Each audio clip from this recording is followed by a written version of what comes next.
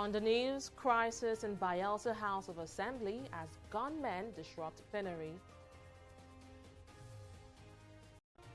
Nigerians in high spirits ahead of 59th independence celebration.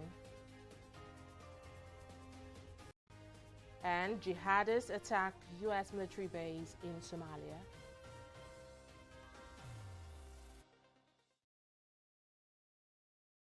A warm welcome to News Now. I am Fidelia Agoncha. Security operators, including officers from the Department of State Services (DSS) and the police, have taken over the Bayelsa House of Assembly after suspected hoodlum disrupted plenary on Monday. The hoodlums, who shot sporadically in the air on Monday morning, invaded the premises of the State Assembly, forcing lawmakers to suspend plenary indefinitely. Following the violence, some members of the Assembly held a secret meeting where they impeached the Speaker, Tonye Isena, and replaced him with Monday Obolo. Isena has, however, dismissed his impeachment, describing it as illegal. The crisis began after Isena, who had promised to resign his position as Speaker, refused to do so during plenary on Monday. All plans are in the final phase to mark Nigeria's 59th independence anniversary coming up on Tuesday, October 1st. Ahead of the celebration, some Nigerians are felicitating with their motherland, saying words of prayers for peace and progress of the country. Speaking with TV360 Nigeria, Lagos residents share why they are proud to be Nigerians. I pray Nigeria should move forward in the sense that we should try to work together to move the nation forward, because people have their own ideas of doing this, without actually considering the fact that, okay, this will be better for everybody. Everyone wants to do what is good for them. Do you understand? So it's better for us to work as a team, because that's the best way we can move forward. Nigeria, as it is full of industrious people. Nigeria is a very good place to be. It's a peaceful place. No matter what we are facing now in Nigeria, it will soon be a thing of the past. And I believe, as Nigeria turns 59, every hand is on deck to ensure a peaceful Nigeria. I'm proud to be in Nigeria. Nigeria will hail. We are going to 90. We are going to 59. Very soon, we cross 60s, which is what we are proud for. We need peace to reign in Nigeria. Let the producers do their work the best. It's a land full of opportunity, and our youth are not lazy. It's a country whereby you'll be pushed to bring out the best in you, because there's a lot of competition around. You just want to be, despite the fact that so many things are not working, but you still want to be the best that you can be. But it seems not all Nigerians are happy with the progress made so far by the country. Former Vice President Atiku Abubakar is of the opinion that all is not well with Nigeria. In his 59th independence anniversary message, Atiku said the judiciary is under attack while activists and youths are being intimidated. He has charged all Nigerians to defend the constitution and uphold the ideals of the country's founding fathers, stressing that every Nigerian has a role to play in making the nation great. Atiku stated that concrete steps must be taken to aid Nigeria's growth and development. Meanwhile, President Donald Trump of the United States has congratulated Nigeria on her 59th independence anniversary. Trump extended his congratulations in a message to President Muhammadu Buhari. In the message, the American leader spoke about areas of cooperation between both countries, noting that Nigeria remains one of America's strongest partners in Africa. Trump further stated that Nigeria and the U.S. share common goals of expanding trade and growing their economic relationship, while also fighting terrorism and corruption. The U.S. also pledged our support for the Buhari-led administration, expressing readiness to improve ties between both countries. And to judicial matters now, a federal high court in Abuja has ordered the continued detention of Omoyele Sowore, rights activist and convener of #RevolutionNow protest. The court gave the order after Sowore was arraigned on 7 charges bordering on alleged conspiracy to commit treason, money laundering, and insulting the president. When read the charges, Sowore pleaded not guilty to all 7. After taking his plea, the court ordered that the defendant be remanded in the custody of the DSS until his application is heard on Thursday. The Federal High Court had last week granted Shure bail, asking the DSS to release him immediately. The agency, however, failed to comply with that court order. Meanwhile, the leadership of the Department of State Services have explained why it briefly detained Chido Onuma, coordinator of African Center for Media and Information Literacy. In a statement signed by the Public Relations Officer of the DSS, Peter Afanaya, the Secret Service said it spotted Onuma wearing a T-shirt with an inscription that read, quote, "We are all Biafrans," end of quote. Afanaya explained that the inscription on his shirt was inciting and that he could be subject of a mob attack if allowed to go into town in the shirt, so they invited him and drew his attention to it. The DSS explained that Onuma appreciated the courtesy extended to him.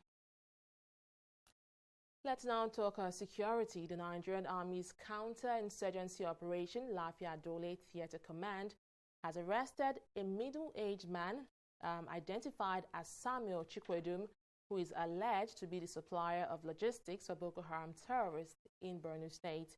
General Officer Commanding 7th Division, Brigadier General Aliyu Ibrahim, says the operatives of the Army caught Chikwedum with contraband goods while traveling to Baga town, heading towards the Lake Chad region. Ibrahim said the suspect had also attempted to bribe personnel at the point of arrest and during interrogation. Chikwedum, however, denied the accusations, insisting that his business is legitimate and that he never attempted to bribe his way out of the arrest. After Chikwedum was paraded before journalists, his goods and vehicles were destroyed by the army.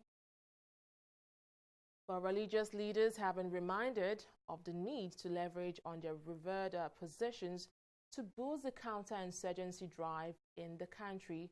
The Chief of Army Staff, Lieutenant General Tukur Buratai, made a remark at the Nigerian Army Spiritual Warfare Seminar in Abuja.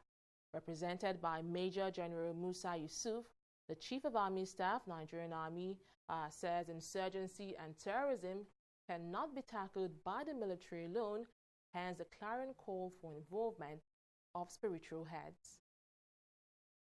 The need to defeat the ideology of Boko Haram and ISWAP is based on the awareness that it is their ideologies that enhance their resource and help to recruit new fighters to their fold. As such, kill the ideology and the terrorism-inspired movement withers and dies. The importance of this seminar is premised on the key roles clerics have to play in producing appropriate narratives required to counter the ideologies of this religious-based terror group. Communities and the state need to be joined with the common purpose of rejecting the ideology of these groups and challenge those who espouse them. This can be better achieved through the provision of appropriate counter-narratives targeted at the ideologies of the terrorist group. It means starting at the grassroots, where families and local communities are at the forefront of efforts to protect vulnerable people from succumbing to wrong ideologies. It is in this regard that I see you, the religious leader and clerics, who regularly interface with the society, making valuable contributions to tackling terrorism and preventing violent extremism. The Public and Private Development Centers, PPDC, in collaboration with other civil society organizations, have launched the maiden edition of the National Freedom of Information Ranking in Abuja. The rankings are meant to commemorate the International Rights to Know Day, aimed at entrenching accountability and transparency in public and security sector institutions. The groups are asking the government to ensure that citizens have timely and unrestricted access to information. At this point in time, it is most crucial that we need an overhaul on the institutionalized culture of entrenched bureaucratic red tapes in our public service that has fundamentally threatened the fragile existence of the FOI Act. The nauseating lip service by consistent government in Nigeria to address issues of corruption in our country can never be taken seriously if we ignore the full implementation of the Act, which clearly allows for a more open and transparent governance process and for officials to be held accountable. I think I want to also use this as a medium to call on public institutions to see this as an opportunity to improve their responses to citizens. It's a requirement of the Act for them to disclose information to to citizens across board. And so this should serve as a beacon to them and say, how can you help us improve our processes? Several public institutions have reached out to us, and we do free FOI training. We do free FOI setup and helping them understand both the FOI Act and the compliance and the explanatory provisions of the Attorney General's guidelines on FOI, yes. In many agencies, people see FOI desks as Siberia. That's where you just go and sit down, there's nothing to do. So if they reposition the FOI desks to make people know that it is not demeaning to be the head of FOI desk, then people will not be encouraged to do their work. Well, legal practitioners have been expressing their views on the decision of Vice President Yemi Osinbajo to waive his constitutional immunity for investigations over alleged mismanagement of funds brought against him by a former National Publicity Secretary of the All Progressives Congress, Timi Frank. Frank had accused the Vice President of obtaining 90 billion naira from the Federal Inland Revenue Service, FIRS, to fund the 2019 general election, an allegation both Osinbajo and the tax agency have denied. Reacting to the development, legal practitioner G.T. Oguye, while speaking on our flagship program, TV360, hailed Osinbajo's move, describing it as one that is needed to develop the country's democracy. Starting from what the Vice President is trying to do. It's better to sue because you have the resources. Okay? You'll be shielded by Section 308. Cases cannot come against you. But when you are injured, rather than resort criminal defamation, sedition, and the likes, and harass people exercising their right to freedom of expression under Section 39 or Article 19 of the United Nations Charter, just go sue. And so the step is taken, in my view, is a step that will grow Nigeria's democracy. That is civil. That is decent. Rather than just resorting to the state machinery to punish an opponent or an adversary or somebody that has said something against you, because you feel that you have the power to so do. And so for me, it will be good if, that step can be taken. And for those who talked about probity and accountability and due process and transparency in government, I talked about this. When the matter gets to court, we will then be able to see whether in truth that money was moved as alleged. And I think that will become wiser. I don't think that the Vice President, if he feels strongly that he wants to, go to court over this, should be persuaded not to. For News Now, we'll continue in just a moment. Don't go away. In the last 3 years, we have built a multi-purpose center, which is the envy of all in our constituency. And I can tell you that the people who are living there are already enjoying it. Guy, do you think what this man just said is true? See, I seriously doubt. I'm sure it's one of those their silly lies. And wait, do you know there's a way to find out if these things he's saying is true or not? This is the Construct app. It gives people like us a sure way to track implementation of constituency projects. It gives valid and verified information on location of projects, amounts allocated, amount funded, the level of job done, and even the profiles of concerned legislators. You and I can post directly on this app. Are you serious? This is the Go-To app if you want to know how our Commonwealth is being expanded by the government. Wow. Let's even see if what this man said is true. Show me. The Construct app is developed by Other People Nigeria with support from USAID and is available on both Google Play Store and Apple Store. And it's true. Of course, I told you. On TV360, we don't just ask the questions. What is wrong with amending the Constitution the way the National Assembly members have been doing it? We seek answers. Constitution is constituent. Our problem is not lack of laws. Our problem is lack of the willpower to implement our laws. Answers that provide clarity. While we negotiate, we should try to make it a point that the girls must be complete. The clarity you need to make informed judgment so that you can make the right decision and take action. People are saying it is you politicians that are responsible for this, that you are the reason why this is happening. All these dullards that call themselves governors in this country. I wish we had people like Tony at the National Assembly. God forbid that I go to join that stand-up. TV360, providing clarity to issues.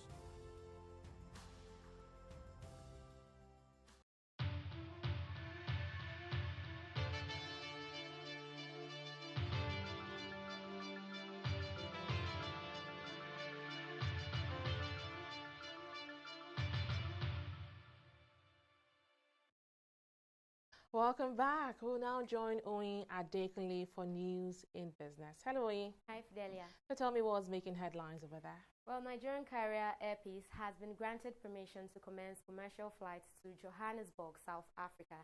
A statement by Nigeria's Ministry of Foreign Affairs revealed that the confirmation was granted in the process of ascertaining the level of implementation of the bilateral air service agreement between Nigeria and South Africa. The agreement was reached at the 9th session of the Nigeria-South Africa Binational Commission Summit in Pretoria on September 27, 2019. Confirming the development, Chairman of Air Peace Airline Allen Onyema revealed that it would commence operations as soon as possible. Now, President Muhammadu Buhari last week submitted the 2020 to 2022 Medium-Term Expenditure Framework and Fiscal Strategic Paper (FSP) to the National Assembly, raising hopes that the country may return to its yearly January to December budget cycle. The document, which contains the benchmark upon which the 2020 budget would be predicated, has a projected estimate at 9.12 trillion naira. It also has an expected revenue of 7.17 trillion naira from value-added tax and other revenues projected to fund the national budget. Financial analyst Paul Alaje has been speaking on how feasible the government's plan is. As we speak, federal government budget is being financed largely by debt, and I'm afraid that with the revenue we're projecting, just over 7 trillion naira compared to 9 trillion naira, we are expecting to spend, definitely we'll be back in debt market. The debt market itself is not the problem. The main problem is debt servicing compared with revenue. You know what? We are to spend meaningful amount of our revenue to service debt, more than 30%. If we now borrow more, I can only imagine what debt profile will be by 2022 at the end of this year's MTF and fiscal strategy paper. Per barrel price has also been reviewed from $60 per barrel, which was approved by National Assembly. What President submitted is now $55 per barrel. Both figures are close to reality. What I can tell Nigerians to take home from this is you may need to tighten your belt as both revenue and as both price and quantity has been reviewed downward by the executive and has been submitted to National Assembly. What we need to do more is how do we generate more revenue from non-oil sector? This has been the challenge. So I am worried because if oil revenue, based on the reports released by National Bureau of Statistics for second quarter, it shows that while the non-oil revenue grew negatively, the oil sector grew +5 positively. So how do we now say we will make more from non-oil sector in an economy that is monocultured and major source of revenue remain oil, remain the Niger Delta? The National Bureau of Statistics says total non-performing loans in the banking sector stood at 1.44 trillion naira at the end of the second quarter of 2019. This is about 9.3% of the total loans in the sector.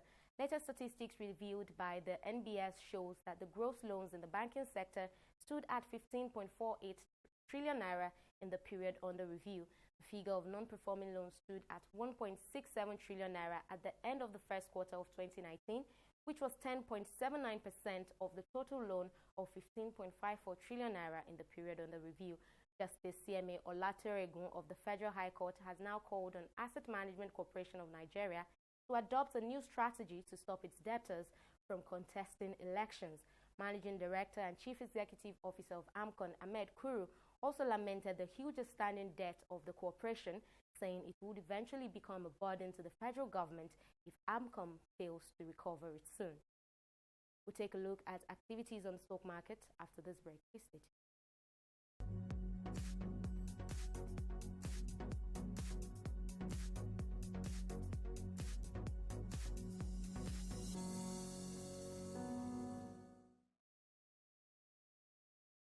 Trading activities closed for the second quarter of the year in the reds today at the Nigerian Stock Exchange, with reversed gains from previous session. The all-share index, which opened at 26,675 basis points, dipped by 0.16%, and market cap of all listed equities went from 13.472 trillion naira to 13.450 trillion naira, representing about 22 million naira loss for investors. Market breadth was leveled with 18 losers versus 18 gainers. Now let's just take a look at the equities dragging down the market today. Not so different from what we've seen in past weeks. MTN Nigeria leads the pack, shedding 5 naira 50 kobo in the value of its share price, followed by Unilever. Seplat and Ecobank also saw a downward price movement, which resulted in 1.60 naira and 85 kobo reduction in value of the share prices respectively. Moving on out to the equities that managed to pull off good performance on the floor of the market. The best performing stocks led by Nestle. Nestle has seen strong patronage this month, and what a way to wrap it up. Nearly 50 naira price gain. Coming right next to Nestle is Total, CAP PLC and Guarantee Trust Bank. In summary, 194 million, shares valued at over 3 billion naira exchange hands in 2,910 deals. And on the foreign scene, FTSE is down on Brexit concerns, while Dow Jones closed higher as streets monitor US-China trade development. Of course, we also see Nikkei closing in the greens as well. So that's it from here. It's back to you, Fidelia. Well, thank you so much, Oyin, for that update. We'll take a break now and return with news from the foreign world and sports. Don't go away. Corruption not in my country. Cut. All right. What's your name again? Kemi? Yes, sir. Good. Are you ready for us for next week? Yes, sir. Next. No, sir. No.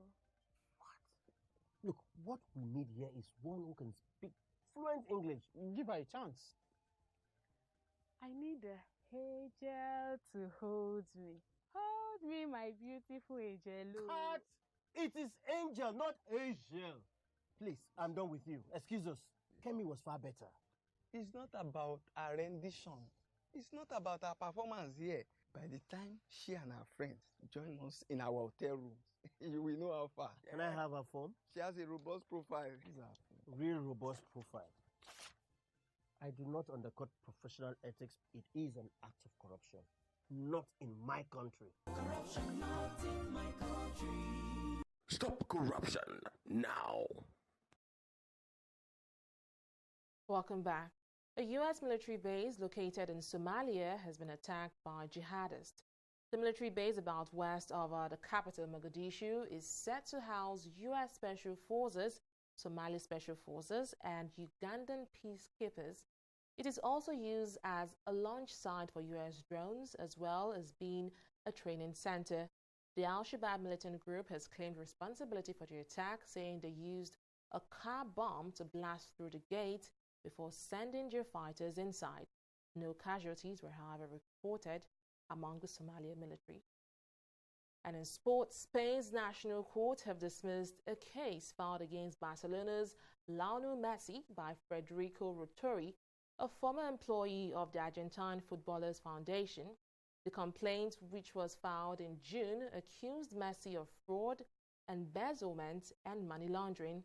In it, he named the Barcelona striker, the charity, his father, Jorge, and brother, Rodrigo, and all the people who, in one form or another, administered or managed the funds at the Leo Messi Foundation.